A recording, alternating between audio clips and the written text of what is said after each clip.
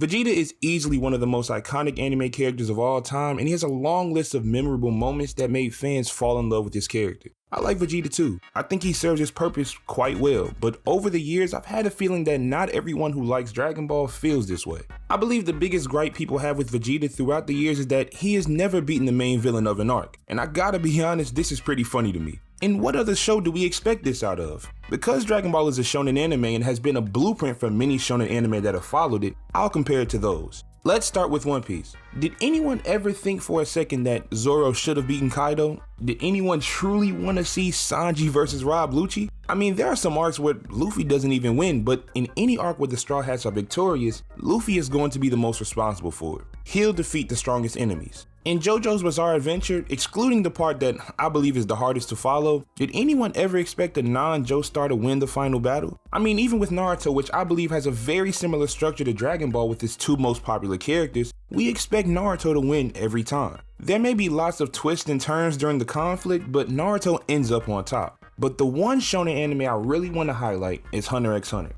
I think it's the biggest shonen anime with two main characters. It may seem like you're following the journey of Gon becoming a hunter and finding his father, but you are also watching Killua become more human, learning how to be a friend and accepting himself. In Dragon Ball, Vegeta is present so much that I think people want him to be more like Killua and less like Zoro, when to me, it has been obvious who he has more in common with. Again, fans complain about Vegeta not getting the moments he deserves, but I think the relationship between Goku and Vegeta was set in their first battle. If we just look at the fight between Goku and Vegeta alone, Vegeta won and it wasn't really close. After facing off against a Kaioken x4 Kamehameha, Vegeta still had an entire transformation that Goku didn't have access to. As a grade 8, Vegeta dominated the fight. Goku built up a spirit bomb. I mean, he wasn't the one to let it go, but it did connect with Vegeta and it still was not enough to beat him.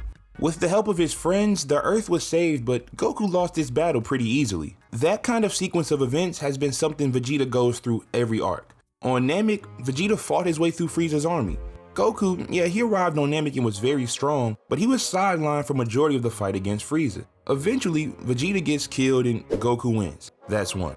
In the Android Saga, Vegeta is introduced as the strongest Saiyan, achieves a new form, has the upper hand on Cell, and a couple of events take place where Goku ends up sacrificing himself and leaving his son Gohan as the strongest fighter on Earth. That's 2. In the Buu Saga, Vegeta allows himself to be controlled, believes he is the strongest Saiyan alive, and ends up sacrificing himself as well. And just like Goku, it did not work.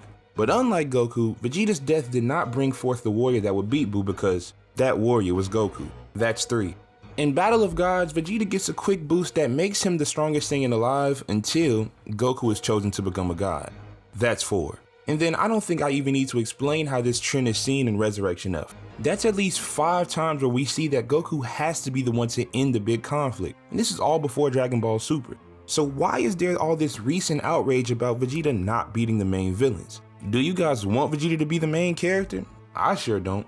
I will say this in Vegeta's defense though. In almost all of the situations where Goku took the spotlight from him, Vegeta would have had a good source of motivation in beating the main enemy. Cell is the one situation where I don't think he should have won. I mean, Vegeta is the one that recklessly allowed Cell to reach his perfect form. But Beerus slapped Bulma. Buu was a threat to the Earth that he had grown to love, but also because he wanted to even the score with Goku for what happened against Cell. And Frieza is probably the most responsible for the way Vegeta is as a person.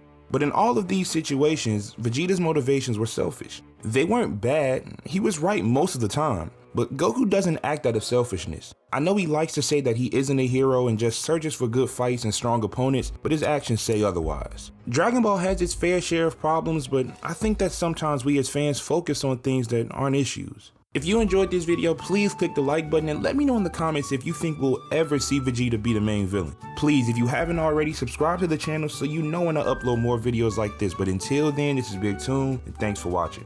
Y'all have a good one.